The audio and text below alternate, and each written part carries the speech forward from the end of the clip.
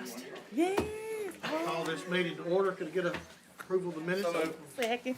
12:03, all right. So several things on our agenda today. One is the voluntary incentive program for attainable housing development. Madam Vice Chair, who's? We got Megan here. Okay, all right. She's gonna lead our discussion. She sure is. So I'm gonna invite She you. may, I would think she probably wants to plug in at some. Maybe she can sit at that chair and plug in? I'm not sure. IT will help us. It sure will not be me.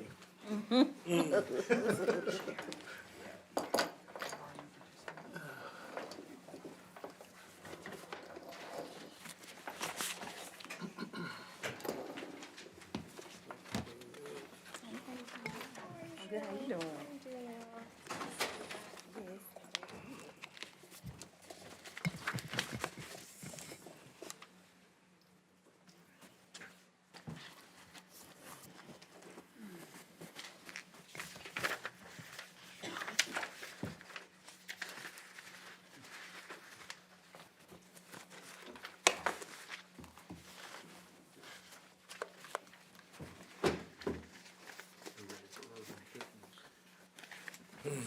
And if you would just introduce yourself and you can, whenever you get, yeah, you ready?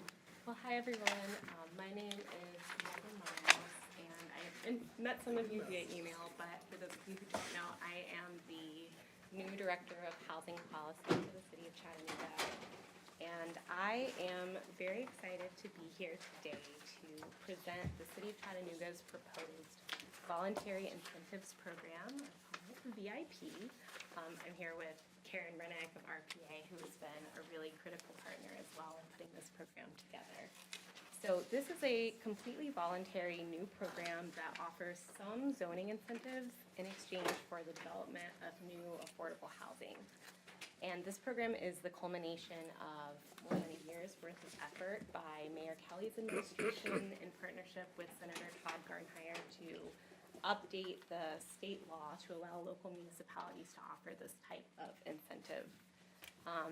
So Chattanooga has really been the statewide leader on this, and if we adopt this program, we believe it will be the first of its kind in the state. So before we get into that, I do want to share a little bit of data about why we pushed for this change to state law and why we think this program is an important tool to add to our toolkit. We know that that Chattanooga is facing a housing crisis. 44% of Chattanooga households earn less than 80% AMI. And while income in Chattanooga is rising, housing costs are rising much more quickly. So of the households that earn less than 80% of AMI, it includes almost 60% of our renters. Rental prices have increased 47% since 2020. And we really need new developments to provide units that are affordable to these households. And I know, particularly in the housing world, we can be really bad about throwing out numbers and acronyms, and that can often obscure who we're actually talking about when we say 80% AMI. So by definition, this is a household. These numbers change a little bit depending on household size, but for a two-person household, this is someone who earns $56,000 a year. So that's a teacher and their child, or it might be a child care worker and a waiter. These are our working families who are really critical to making our city run. These are also the families who are seeing an increased cost burden. So this chart shows that households earning between $35,000 and $75,000 have seen a significant increase over the last several years of who have had to pay more than 30% of their income towards housing costs. So that's housing cost burden. We've also seen something that is fairly a new discovery for us, that we have a mismatched housing stock in Chattanooga. And so the majority of Chattanoogan households are made up of just one or two people. But we actually, when you look at our housing stock, we see that it's significantly focused on larger units, so 3 and 4 bedroom sizes. So you're saying we don't have enough 1 and 2 bedrooms? we don't have enough 1 and 2 bedrooms. What we've recently figured out is we actually have a 14,000 unit gap of 1 one-bedroom units to meet the need. So as we build smaller units, that's actually meeting a market demand and also allowing for more affordability, because as households, if we don't have enough units for smaller households, they're having to occupy larger and more expensive units than what they actually need or can Megan, afford. will you talk us through, just in a little more detail, talk through these two slides about Sure. what, or I guess really the one on the right, the mismatched housing stock, because you're elaborating on it, but there's a lot of data right there. Yeah, this is a So dense. if you could kind of walk us through, this is what we have versus this is what we need. Absolutely, yeah. So what you're gonna see in the green on the side are the units at each bedroom size. So you've got 0-bedroom or studios, 1-bedroom, 2-bedroom, 3 bedrooms, and 4 or more bedrooms. That's the housing stock that currently exists in Chattanooga. And then in the blue, you're seeing the household size, so total households at each size. So the first one is households that are made up of one person. The lighter blue are renter households, and the darker blue are homeowner households. And then you move to 2-bedroom or 2-person households, 3-person, and 4-person. So you can see, can you see okay, good. So here you can see that we have a lot of households, almost 30,000 of just one person. So these could be single people. They're also, we know we have a lot of seniors who have moved to Chattanooga to retire. And we also have almost that same amount of 2-person households. We have fewer 3-person and 4-person households, but when you look at housing stock, we have a lot of 3-bedroom and even more 4-bedroom units than 4-person household. Does that help clarify? I find that to be very interesting information, because I think a lot of us, myself included, we still think about the mom and dad and 2.5 kids, from, I don't know, the 80s, 70s maybe, and looking at building a 3-bed, 2-bath house, that being a very standard build. Yeah, absolutely. And this is, as I said, a fairly new discovery as we were looking through census data and identified this mismatch. Because you're correct, we often are talking about we really need a lot of housing for families and larger household sizes.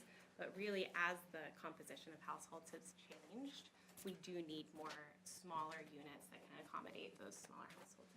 Councilman, oh, you good? Councilman, I also find that very fascinating, because I'm wondering when those were built or constructed, and was it market driven at the time, when we were going through Yeah. a certain period of time, when I can tell you houses, if you look at time frames, houses used to look like this, then Right. during the 90s, for example, they looked like this. Yeah. And I'm wondering if the age of construction on some of those, maybe the chairman could help us out with that. But I've certainly do we seen know it. that? I don't know that we've done that level of analysis, but we could see if we can match that up. Wouldn't that be interesting to know? It is a good question. Okay, thank you. Thank you, Chairman. Councilman Smith? Thank you. Just in clarifying, as far as housing stock, because a lot of this, when we're talking about availability, housing stock in terms of this grid means what? This means the units with specific bedroom sizes. So Available, this not could be- available, I think rented, this owned? is total units. So Yeah. total number, when you say units, so are you saying the green represents every house House and rental unit. and rental unit in Chattanooga?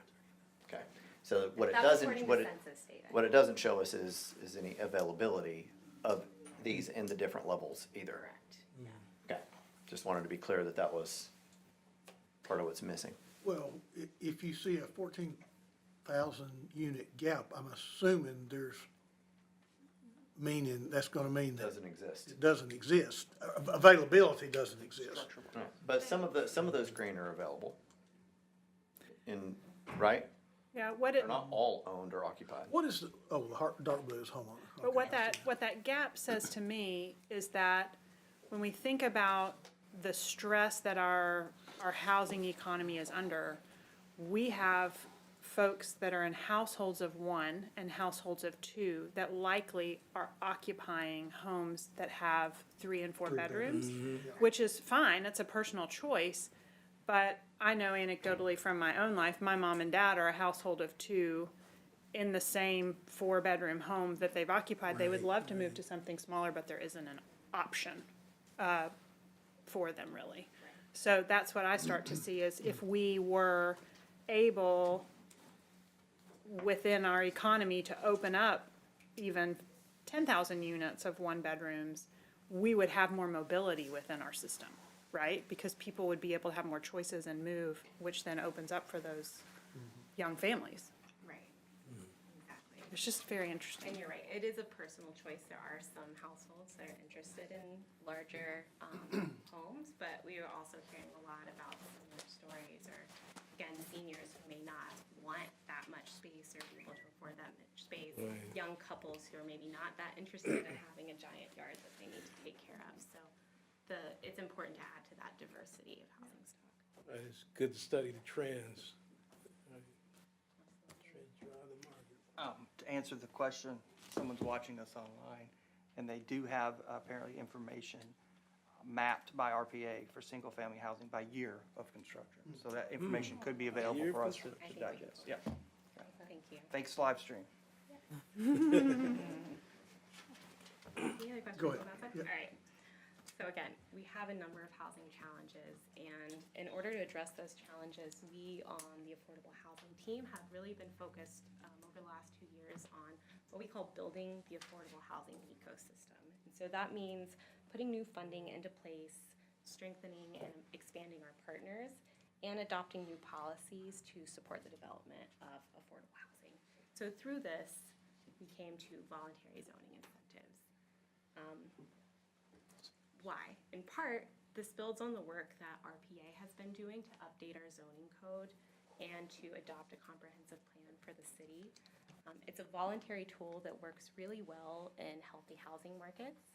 In Chattanooga, as we know, we are experiencing a lot of development. We've seen over 4,000 new multifamily units permitted over the last 5 years, and we're continuing to see development. So similar to the pilot, this is a tool that allows us to ride that wave of new development by encouraging market rate developers to add some affordability to their new projects. Before you go on, what land use incentives, kind of speak on that, like, Yes, I have a lot to say on that. We'll get to that in you got, a okay, second, later. yeah. Okay, I thought you was fixing it.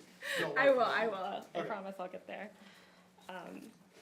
The last thing to say is that this is a proven method. So this is something that these types of programs exist all over the country. Over 500 communities have adopted similar policies with proven results. So again, while these are common in other areas, for a long time, Tennessee had a statewide preemption that prohibited cities and local municipalities from offering any type of incentive in exchange for affordability. And again, Chattanooga really led the effort to update this legislation, and in July of last year, the Attainable Housing Incentives Bill was signed into law. There are a few things I want to talk about with regards to this bill because it does impact some of the way that we can design our program. So a couple things that are really important to note about this. First, it restricts the application of proposed incentives to zoning districts that already allow 5 or more multifamily unit development. So this is the type of thing that will not impact a single-family residential home, for example. It has to go where we've already determined the density is appropriate. This law also requires that all of the units that are created through this program remain affordable in perpetuity, which we are defining through a 99-year deed restriction. So it's interesting, most of the affordable units that we create oftentimes are capped on restrictions, but these will be permanently affordable in effect over time. And finally, it does spell out a by right approval process, which we'll get to in just a moment as well, with Planning Commission review, and we have included that process in our program guidelines. You got a question? Real quick, I assume the urban overlay is in the area. Any areas outside of the urban overlay that have been identified? So anything right now that allows 4 or 5 or more units would. So it's strictly by zone? It's, I think, yeah, Okay. I think they're calling it a zoning district, but I think it just means zone. Yes, sorry, yes, Okay. exactly. Thanks. Yeah. So through this program, we see this as an opportunity to boost the supply of affordable housing through a voluntary market-driven tool that really importantly requires no financial commitment from the city. You'll know because we come to you asking for money all the time that affordable housing can be very expensive. And so this is an opportunity to incentivize the development of some affordable housing without us having to put an additional subsidy or forego tax revenue. Okay, so now we will get to the incentives and what exactly we're talking about and what we're proposing. So for the developments that agree to allow 10% of units to be affordable at rents at 80% AMI or below, we are offering a 30% density bonus.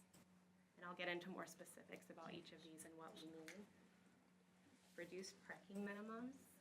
And for some specific properties that are located near transit in a strong value market, they have the ability to apply for a 30% height bonus as well. And as we were kind of thinking about what incentives to offer, we looked both to best practices in other communities and other cities that have done this. And we also convened a roundtable of local developers to ask them which incentives would be most impactful for you. So these are incentives that allow developers some additional flexibility in their building design and the opportunity to add new affordable units, which then we capture as a public value as a city in the form of new affordable units that just would otherwise not be built. So to get into... Councilman Ledford. Sorry, Yeah, you got the planning and zoning guy here, so. With the density bonus, the reduced parking minimums, and the height bonus, will that all be handled through LDO? Yes, so I'll go through that approval process, Okay. but yes, they would have to have a pre-conference application Okay. or RPA. Yeah, Thank you. I've got a chart for you. Okay, you're ahead of me, so, good. So when we talk about the density bonus, what we really mean here is a reduction in the required minimum lot size. And so that allows more units within the same building. So this doesn't adjust the setbacks or the building envelope, so that means that the maximum building size and the development patterns remain consistent. And all of the other base regulations in the zoning district remain the same. So we're not changing the zoning, but we are offering some variance here for the density. And when we talk about parking, even more than the density bonuses, this was the number one issue that was brought up by local developers as the incentive that would be the most impactful, because parking is really expensive and it takes up a lot of space, and often developers said that they were finding that they had a lot of empty parking spots, so places were being overparked. What is the requirement right now per unit? It depends. It can range from 1.75, sometimes 2 parking units, but it really depends on the type of building and the zoning district. Yeah, form-based code too. Correct, yes. One thing that I want to say is that we're reducing the required parking minimums, but that is not us setting a limit, so the developers still have to respond to demand for parking. We're just saying, you know, we're no longer requiring you to build up to a certain amount of parking. So those are kind of the basic elements of this program, and there is a little bit more nuance based on the size of the proposed project, and so I'll run through that really quickly. The first type we have are 5 to 9 attached residential units, so these are going to be smaller. We're calling them type 1 or our medium multi-unit developments. So for these, because they are smaller, we are just asking for 1 unit to be affordable, and in exchange, the developer would get that 30% reduction in minimum lot size and the reduced parking requirements. Our larger developments are what we're calling type 2. These are the developments that would have 10 or more residential units. These are the ones that are required to have 10% of units remain affordable at 80% AMI and below. And in exchange, they would get the parking reduction, a parking island requirement would be removed, and then they would also have that density bonus. What's a parking island? Some of the parking landscape requirements. Oh, got it. The trees. Yes, exactly. And And then finally, we have the type 3, or what we're calling the high opportunity developments. And these are the ones that qualify for that 30% height bonus. And so just as a reminder, the project has to meet a lot of requirements in order to get that. So they have to have 10 or more units, residential units. Again, they have to have the appropriate zoning, so this only works in multifamily zones. It has to be located within 500 feet of a CARTA stop, and it also has to be in what we define, what we're calling a strong market. So that's an A, B, C, or D market according to the city's market value analysis. So really the point of having this kind of secondary category of incentives is to drive development, and particularly affordable housing development in areas that are in strong markets, near transit, where we've determined we want to have some density, and where it's really hard to get naturally occurring affordability because they're high value markets. Well, you know I do. Did you state how many are affordable on that? Oh, yes, so these would also have that 10% of units are required to be affordable. So what I'm seeing is more opportunity for local developers to become part of a solution Yes, or play a stronger role in a solution than relying on mega corporations. absolutely. Am I accurate We there? would love to see local developers take advantage of And, this. and obviously, this is board, and it would be, talk about the mechanism to engage our local developers. Sure. And a little bit more, unless you have a slide on that already. No, I too. don't have a slide on that, Okay. so. I'm- Because Yeah. when I first read about this, I thought, well, what an opportunity for our local developers. Yes, And as I go to the home builders dinner on Thursday, this is a great thing to lead into. It is talking about how we work together here in Chattanooga to help solve a problem. And this isn't anywhere else in the state of Tennessee, nope. we but would it's be the proven to first. work elsewhere. Right. Okay. Yeah, so it's a really great point, and it is something, as I mentioned, when we are kind of figuring out what we wanted to do with this program in the first place, we turned to our local developers to ask them, because this is a voluntary program, and so Right. we have to have something on the table that's going to bring the developers to us and make it worth their while. And we really wanted to understand what are the different types of incentives that are valuable to you and will bring you to the table in order to offer affordability. So we got their feedback, which is how we decided on these particular incentives. And then moving forward, I agree, we really want to continue to engage the local development community to participate in this. Very good. Let me ask a question. This seems to be geared for new development with, and who knows, but, you know, with online shopping, perhaps a glut in retail spaces. What about, is there any thought to incentivizing redevelopment? Changing, converting whatever into affordable housing? Yeah, that is a good question. And I think, Karen, I'll correct me if I'm wrong on this, but this, I think, would be applicable to a redevelopment. So if you did have someone come in who wanted to build new housing, then they would be able to apply for these zoning incentives as well.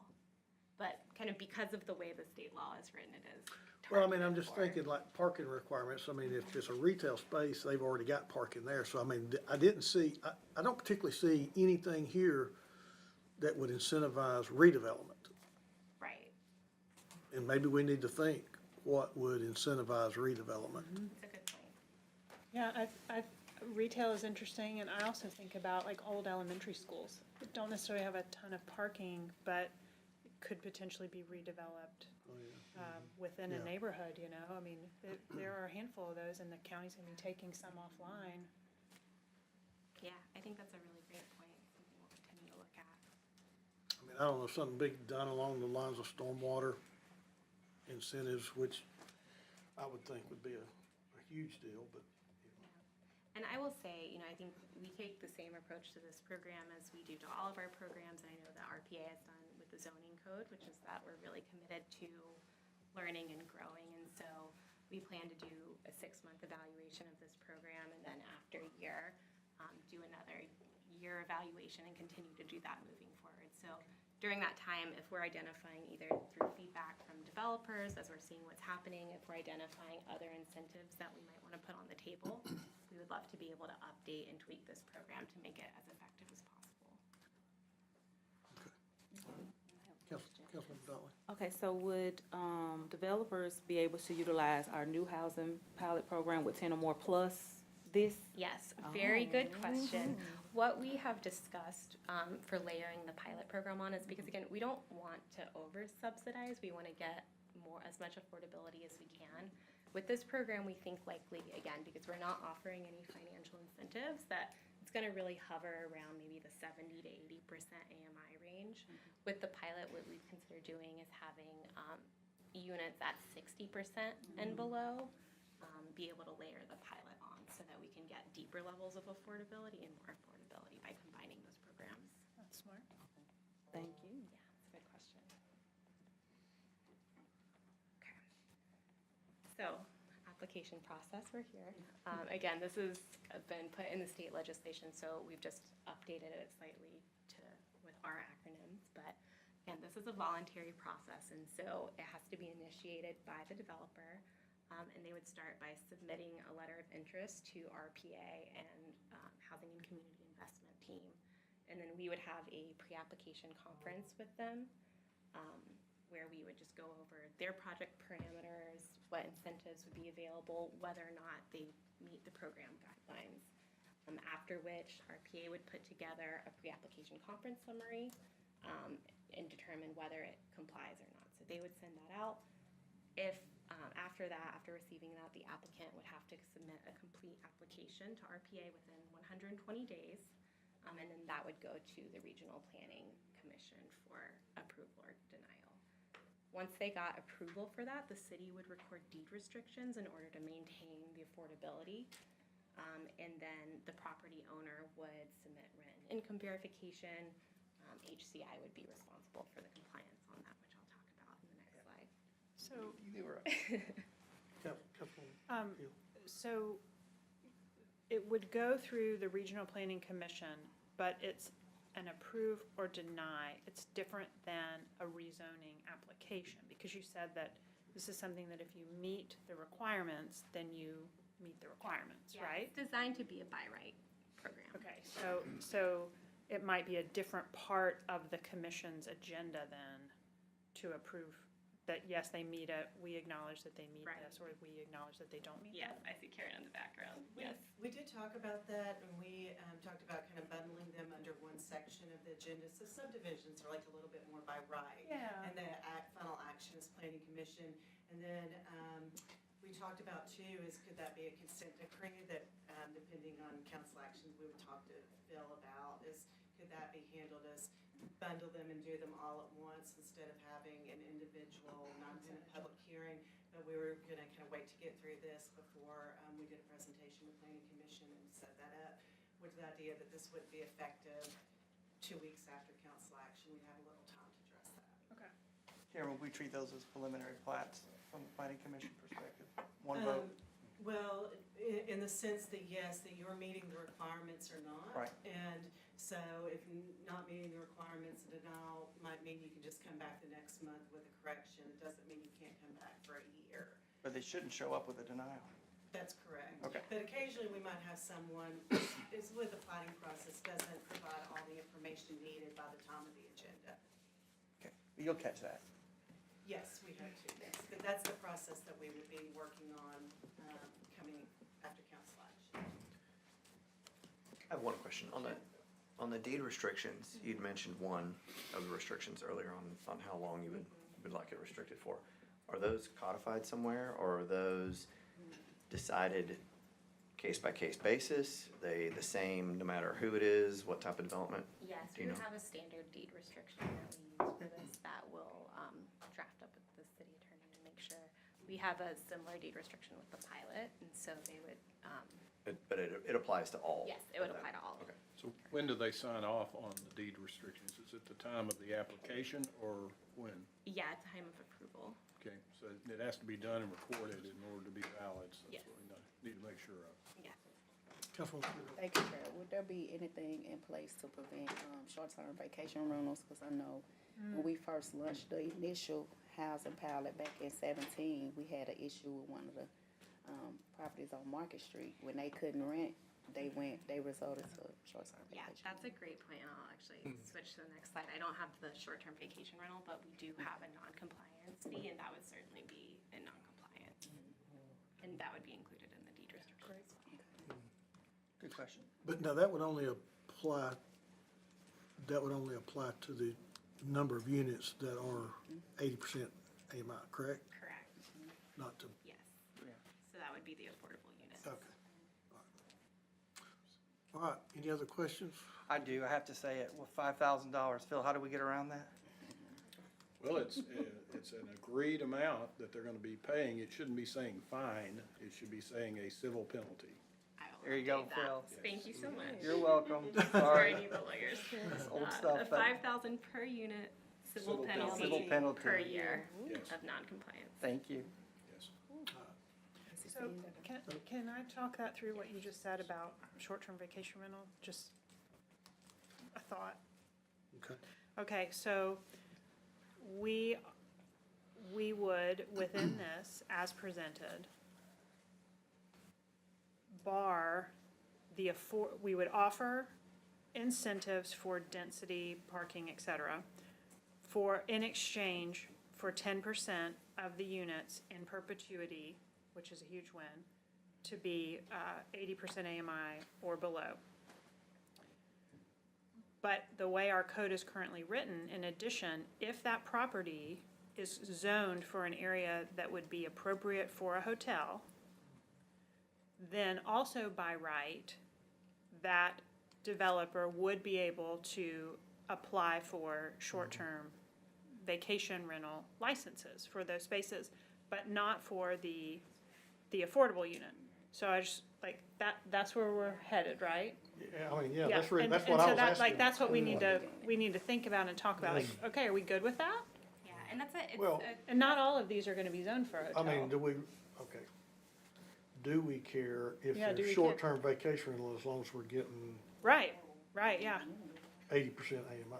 And we already have a limitation within our ordinance that only 25% within any given building could be used for Can be. short-term vacation Yeah. as it is. So it feels like, yeah, we've got the Guardrail. Guardrail. Another thing I'll point out too is the way the law is written and the way that our program is written and the definitions is that these have to be 10 or more residential units. And so I think that would also, I would defer to the city attorney on the way that we accommodate that. But I think that is a residential unit would not include a short-term vacation rental.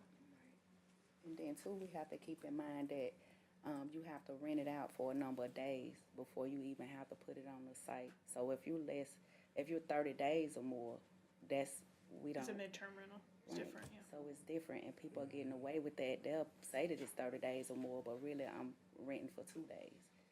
So that's out of our compliance. But my other additional question is that great presentation.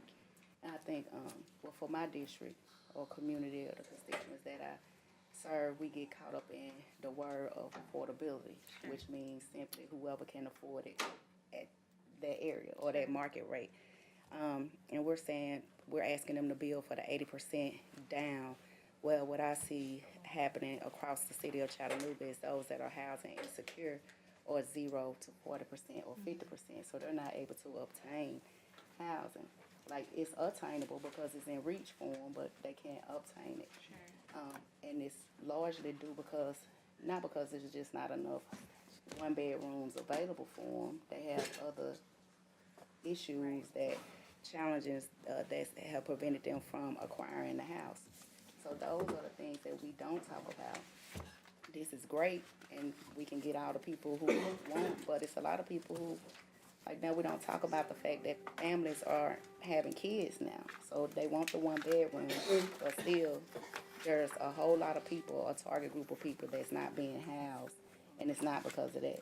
We have to address the real root cause of why people aren't being housed, or in the next 4 years after we've adopted this program, we're gonna be right back in the council chambers saying, oh, we need such and such amount of units because we have people that are not being housed. Well, we're not addressing why they're not being housed. and it's gonna create even a more problem, but again, thank you, the great presentation. Yeah, absolutely, and I hear what you're saying, absolutely. There's a lot of folks who may not be served by this program, partly we're not putting any financial incentives in here, so the level of affordability that we can reach, there's only so much we can ask without putting in additional funding for that, but we do think this both provides some additional density, which can create new units, and that helps in some way. And it also frees up some other resources to go towards people who are more housing insecure, but you're absolutely right. Have we Right, talked to the developer to ask, like, what's needed to build? Because a lot of times when we're asking them, they say, you know, that's just not the area they focus on. That's more of a Chattanooga Housing Authority that kind of builds the 0 to 30% or 40%. But what would be something to have them, when Chip is a developer, are you developing? I'm not developing apartments, but And so people, you know, we need to start having those hard conversations, that's all, or is ultimately results in the same thing that we're kind of pretty much doing. all right, council, we do have other business that we need to take care of this afternoon. Megan, thank you for coming and sharing this with Megan. us. Thank you, appreciate it. Presentation. Yes, I will. I'll share it out. All right, council, moving on now to discussion of our District 6 seat. Y'all bear with me, this will still be difficult to talk about. You will find in your folder, when we went through this process back in 2022, there was sort of I gave you a timeline and a process that we followed when we replaced Councilman Byrd's seat with Councilwoman Noel. And that was about a 4-week process. I have, and I'm gonna hand out, if you don't mind passing that down. I've got a process timeline here that I think we can probably do in 3 weeks by combining, running some things concurrently. So I guess the first thing is, knowing that we do have a vacant seat, and we will need, Mr. Attorney, we will need to have a resolution to declare that seat vacant. Is that correct? Yes, sir. Normally need to do that. Okay. In this case, it's a little different than last time insofar as there was a vacancy on the seat, and at this point, it's a death in the seat. So 8.11 is your provision. But it still needs a resolution to declare the seat vacant. Yes, sir. Is that correct? At this Okay. point, she is deceased. And council, is there any objection to filling that seat before the election? Say that again. Is there any objection to filling that seat before the Election, election, the March? if I may. Councilman, No, we need to fill the seat as soon as possible. The people of District 6 have business that is ongoing, that Dr. Burrs was obviously leading, including scheduled meetings and events related to the viability and success of her district. And I think that the longer we wait, the absolute injustice we do to the citizens of District 6. So, So- and that's my sentiment. Yeah. I have been getting emails and questions, phone calls about filling the seat. So I do have, what you have in front of you is a proposed timeline, which actually would begin tomorrow, January the 8th.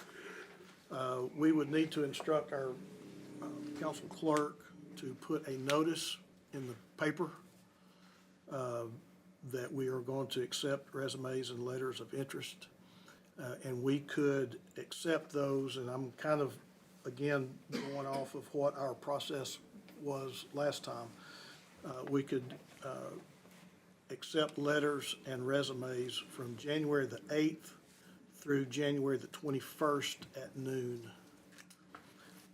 On January the 14th, which is next Tuesday, With no objection, Mr. Attorney, if you could get us a resolution on our agenda declaring that seat vacant. That would be on January the 14th for this council's consideration. And then January the 28th, we could do interviews at our 3:30, starting at 3:30 during our meeting. And then, as we did last time, after our recess, we could vote on which person that this council, and this, it is a vote of this council to fill that vacancy. And then the swearing in would be done during other business on the night of the 28th. Does anybody have any comments or concerns about that timeline? Councilwoman Dotley? No, I don't have a problem with the timeline. I just want to thank you for the process. I don't know if anybody else got calls, but I got calls about people being appointed and all this different stuff. And I came here thinking that maybe that was going to be the case and I was going to have to voice some other concerns. But I appreciate you for being a great chair and for creating this process. I remember you always saying, follow the process. Follow the process. And I think this process makes it fair and equitable across the board, that people have the opportunity in District 6 to have that representation while, unfortunately, what happened without the birds. So we do want this process to be very open, very transparent, very accessible. I think that gives us, I think I've included about 2 weeks for applicants to submit resumes and letters of interest.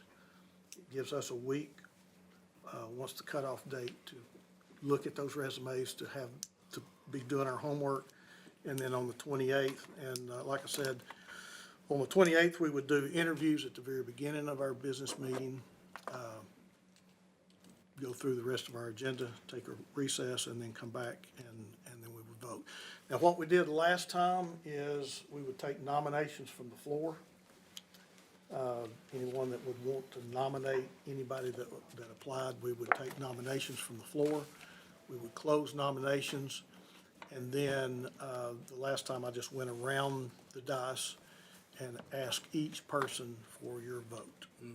And then if there was not a majority, I think we went to round 2 during Councilwoman Noel's process.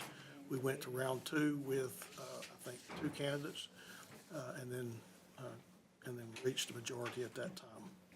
So any objections to instructing the clerk to advertise this in the newspapers? No objection to No No objection? objection, but I do have a question. Yes.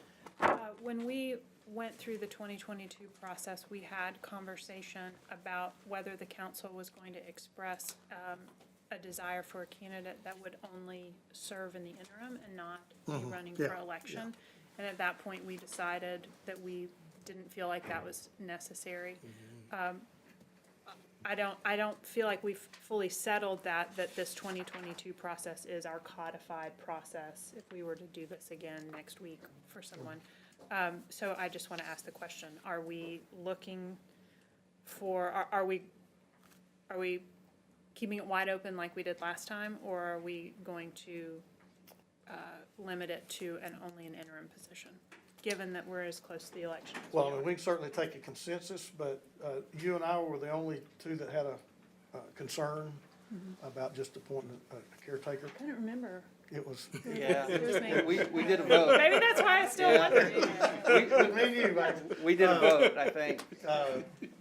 But since we have the same council, and we had voted the last time, I just shortened the process to say, Yeah, okay. we'll consider all.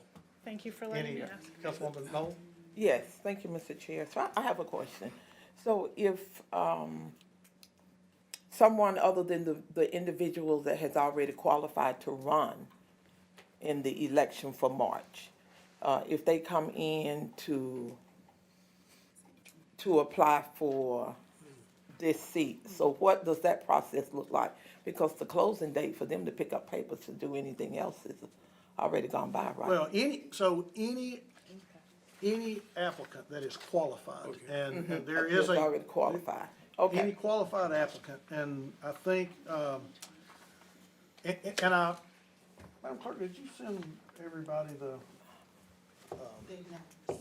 Okay, all right. So, basically, I've got what we put in the paper, and it explains the qualifications. You gotta Okay. be, I think you gotta be above 18, live in the district. At least 21, it says. 21? Okay, yeah, that's right, that's what it says, qualifications, must be 21, resident of district, well, in this case, District 8 for at least 1 year. So there is requirements to meet, sending in an application. But we will consider all qualified applicants that send in a resume. I'm sorry? And the non-qualified, but for this. Well, we they wouldn't, probably- we wouldn't, No, we wouldn't non-qualified consider are the non. Non-qualified. No, I'm saying Miss Marvin was asking about the ones who qualified to Oh. run, like how you get your yeah, signature yeah. qualified. But with So this is not about qualifying to run, this is about qualifying To to fill fill the seat. the remainder of this Oh, term. only the remainder of. Only the remainder Okay, of the then, term. then that makes it clear for So me. if you Yes. wanted to serve 2 months, just. If you wanna just serve 2 months and you, That's- okay, You could, that's clear. well, Okay. actually, you're gonna serve till April, Oh. whatever date is swearing Yeah, So in April. February, March. 14th. 14th. 14th. Well, So- unless we don't go to runoffs. Plus, yeah. Chair, thank you. Just get it done. Thank you for Don't conditioning throw it the out time. there. That was my only concern. yeah, Right. I- You got it. okay. All right, so I'm gonna instruct our clerk, Mr. Chair, oh, Councilman? you can't leave me out now. Hey, do this or something, you know, wave at me. Thank you for listening to, I think, several of us, because the time frame that I thought was going to happen coming into this meeting has been reduced to Right. something that I think is I didn't fair. think it was gonna make- I wanted, to be frank with you, I wanted the 21st, but I understand that allowing the opportunity is probably what Carol would want as well, to be She fair. was all about the process. And she taught me that, so I want to thank you for the compromise in moving this up, and I think that that was what Carol would want us to do. Thank you. And I think it's a fair compromise. I don't believe it hurts the integrity of this process by advancing it, I believe, by running two things concurrently. It just still seems so unreal, like even we would have to have a conversation Yeah. about our colleagues that passed. It just go to show like society, we're like moving on, but we've not moved on. It's just, Yeah. it's a hurtful process, I just say for me, cause it's like, Yeah, we, it's hard. yeah. There's about 5 things I've wanted to ask her. Oh, I just know. this week. Yeah, I was. Mr. Chair, can I ask the city attorney a question, though? I understand a resolution to declare the seat vacant, but upon the death of a member of this body, is that seat not automatically vacated? The seat is vacant at this point in time, right now. Yeah, we don't, I mean, I understand. Resolution is just establishing the process to go forward, I believe. Okay, Okay. thank you. Yes, sir. And, you know, that's, your requirements are in the charter here, and if there's a vacancy, the vacancy has to be filled by a vote of the majority of the remaining members of the council. So you're setting up the process so that, for that to occur, and you only have to look at the sections under 8.2 of the charter to make sure that they are at least 21 years of age and a resident of the district for 1 year. And those are the only requirements. Okay, so Madam Clerk, I'm directing you to place add notice in the paper. Now, last time we did 2 notices. Do we still need 2, or will 1 suffice? One should suffice here. One, yeah. I think we did 2 last time for We, whatever reason. we did 2 notices for the District 8 seat, Yeah. They were a day apart. but they were relatively short. Yeah, so whatever the requirement there is, but let's place a notice in the paper, with the dates that we will accept,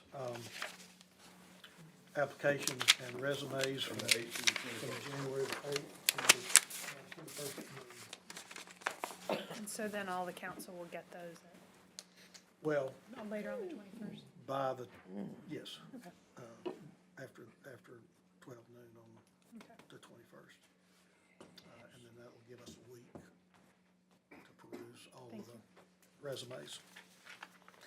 All right, any other questions about application process?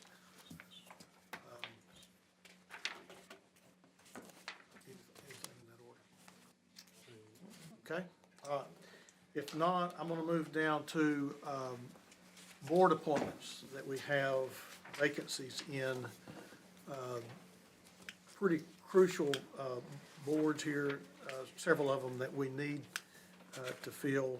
Our Animal Control Board, Chris, do you know if this, is up to date as far as what's on our list? I've got Animal Control Board Districts 4, 5, and 7, Health, Education, Housing Facility Board District 4, which I got a email today that mine is resigning, which I need to include District 1 in there. Passenger Vehicle for Hire, Chairman, this list was updated until about 5 minutes before this meeting. And we now have a person for that passenger vehicle for hire spot. I just need to speak to one of the council members about it. Okay. But I expect we'll have that done by the end of the day. so The rest of we're it- It's good, just we're good, one from 4, 5, 6. 4, 5, 6. we're good on Passenger Vehicle for Hire then? Yes, sir. Okay. And then the old Sports Authority, correct? Yes. We need a District 8 appointee. Council, any questions on any of these board appointments while we have Mr. Anderson here? Mr. Chair. Councilwoman? Okay, Mr. Anderson, Yes, ma'am. is this correct or am I Ms. Ponda Bailey Foster? I thought I reappointed her. She is scheduled for reappointment. She has not yet been reappointed, but I don't believe that's, That one, is this one?